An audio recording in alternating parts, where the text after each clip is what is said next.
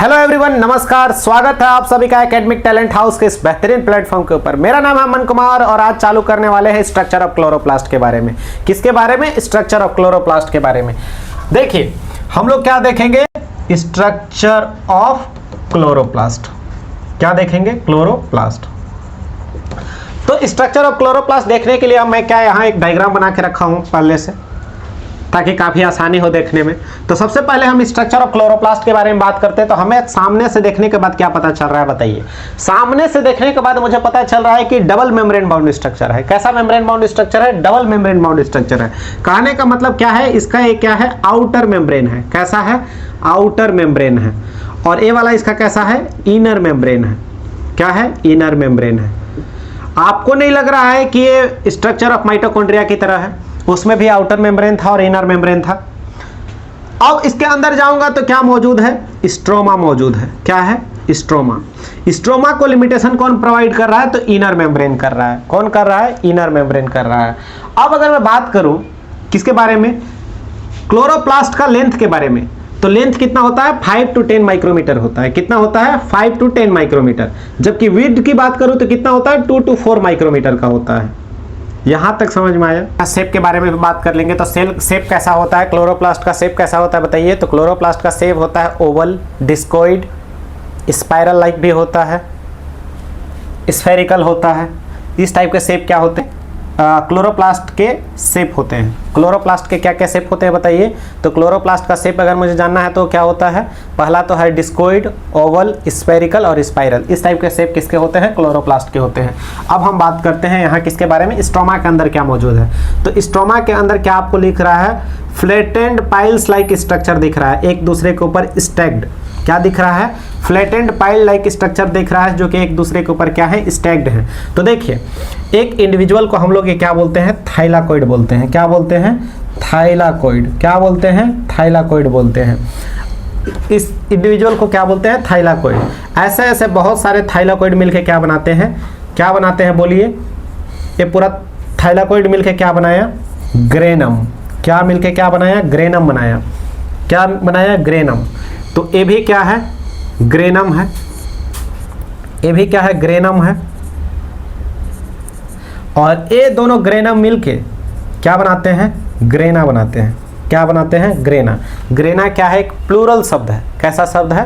Plural. जबकि granum कैसा शब्द है? एक सिंगुलर शब्द है। तो ग्रेनम मिलके क्या बनाते हैं? ग्रेना बनाते हैं। अब मुझे क्या एक चीज देखना है कि देखिए ये थाइलाकोइड है और दूसरा थाइलाकोइड है। एक दूसरे को थाइलाकोइड को कनेक्ट करने के लिए एक स्ट्रक्चर आता है जिसको हम लोग क्या बोलते हैं? स्ट्रोमा लेमिले बोलते हैं। क्या बोलते हैं? स्ट्रोमा लेमिले बोलते हैं। क्या बोलते हैं? Stroma lamellae. इसी का एक और नाम क्या है? Freight channel. क्या नाम है? Freight channel. या फिर इसी को हम लोग क्या बोलते हैं बताइए?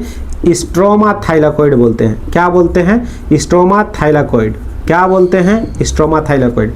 इसका तीनों नाम हम लोग को क्या करके रखना है? याद करके रखना है। तीनों नाम क्या करके रखना है? याद करके रखना है। इसके बाद हम लोग क्या देखेंगे कि देखिए यहाँ क्या मौजूद है? डीएनए मौजूद है। क्या मौजूद है? डीएनए। और क्या मौजूद है? राइबोसोम्स मौजूद है। क्या मौजूद है? डीएनए मौजूद है और राइबोसोम्स मौजूद है। याद रखिए कि यहाँ क्या प्रेजेंट है? डीएनए मौजूद है और राइबोसोम मौजूद है। तो क्या करता है कि सेमी ऑटोनोमस सेल ऑर्गेनल कहलाता है। क्या कहलाता है? सेमी ऑटोनोमस सेल ऑर्गेनल कहलाता है। क्यों? क्योंकि इसके पास खुद का डीएनए है और खुद का आरएनए है। खुद का आरएनए रहने से क्या होगा? खुद का राइबोसोम रहने से क्या होगा? खुद के राइबोसोम रहने से खुद का क्या कर पाएगा? प्रोटीन बना पाएगा। और खुद का डीएनए रहने की वजह से क्या होगा? खुद का जेनेटिक मटेरियल है इसके पास। अब हम लोग कुछ और पॉइंट के बारे में बात करते हैं कि जो आउटर मेम्ब्रेन होता है, क्या होता है? आउटर मेम्ब्रेन, उसमें क्या प्रेजेंट होता है? पोरिन्स प्रेजेंट होता है। क्या होता है? पोरिन्स प्रेजेंट होता है। और ये क्या होता है? मोर परमिएबल होता है। क्या होता है? मोर परमिएबल होता है। जबकि इनर मेम्ब्रेन क्या होता है? लेस परमिएबल होता है। क्या होता है? Inner membrane less permeable. और स्ट्रोमा में क्या चलता है? तो स्ट्रोमा में चलता है डार्क रिएक्शन। क्या चलता है? Dark reaction. जब आप फोटोसिंथेसिस पढ़ेंगे तब आपको लाइट रिएक्शन और डार्क रिएक्शन के बारे में समझाया जाएगा। और इसी को हम क्या बोलते हैं? Calvin cycle. और यहाँ क्या चलेगा? केल्विन साइकिल चलेगा। डार्क रिएक्शन चलेगा और केल्विन साइकिल चलेगा। कहाँ चलेगा? तो स्ट्रोमा में चलता है। याद रखें नोट लगा के एक पॉइंट लिखिए। क्या लिखिए? नोट लगा के एक पॉइंट लिखिए कि क्लोरोप्लास्ट कहाँ मौजूद होता है? Chloroplast is present in mesophyll cell. कहाँ मौजूद रहता है? Mesophyll cell. और मीजोफिल सेल कहाँ मौजूद होता है? प्लांट सेल में मौजूद होता है। क्या होता है? प्लांट सेल में प्रेजेंट होता है। तो क्लोरोप्लास्ट इज मोस्टली, क्या लिखिए यहाँ? इज मोस्टली, क्या लिखिए? Mostly present in mesophyll cell. और याद रखिए कि एक मीजोफिल सेल में 20 से 40 क्लोरोप्लास्ट पाया जाता है, प्लास्ट पर सेल। क्या? एक मीजोफिल सेल में कितने? 20 से 40 क्लोरोप्लास्ट पाया जाता है पर सेल। और एक चीज और याद रखिए, क्लाइडोमोनास एक टाइप का क्या है? ग्रीन एल्गी है। क्या है? ग्रीन एल्गी है। कैसा एल्गी है? ग्रीन एल्गी है, जिसमें केवल क्या होता है? 1 क्लोरोप्लास्ट होता है। कितना होता है? 1 क्लोरोप्लास्ट होता है पर सेल। कितने सेल? 1 क्लोरोप्लास्ट होता है पर सेल में। पर सेल में कितना होता है? 1 क्लोरोप्लास्ट होता है। याद रखिएगा कि जो क्लोरोप्लास्ट है, क्या है? क्लोरोप्लास्ट है, इसके अंदर क्या होता है? पिगमेंट्स मौजूद होते हैं। और कौन से पिगमेंट्स मौजूद होते हैं? तो क्लोरोफिल मौजूद होते हैं। याद रखिए। मीजोफिल सेल, पहले यहाँ देखिए, मीजोफिल सेल के अंदर कौन आया? क्लोरोप्लास्ट आया। कौन आया? क्लोरोप्लास्ट। और क्लोरोप्लास्ट के अंदर कौन आया? क्लोरोफिल आया। क्या आया? क्लोरोफिल। एक क्लोरोफिल कहाँ मौजूद है बताइए?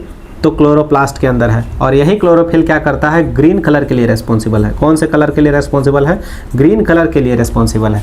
जहाँ भी आपको प्लांट में ग्रीन कलर दिख जाए वो किसके वजह से है? इसी प्रेजेंस ऑफ क्लोरोफिल के वजह से है। ये चीज़ याद रखिए। यहाँ हमारा लेक्चर खत्म होता है। Thank you so much. Please like, share and subscribe my channel.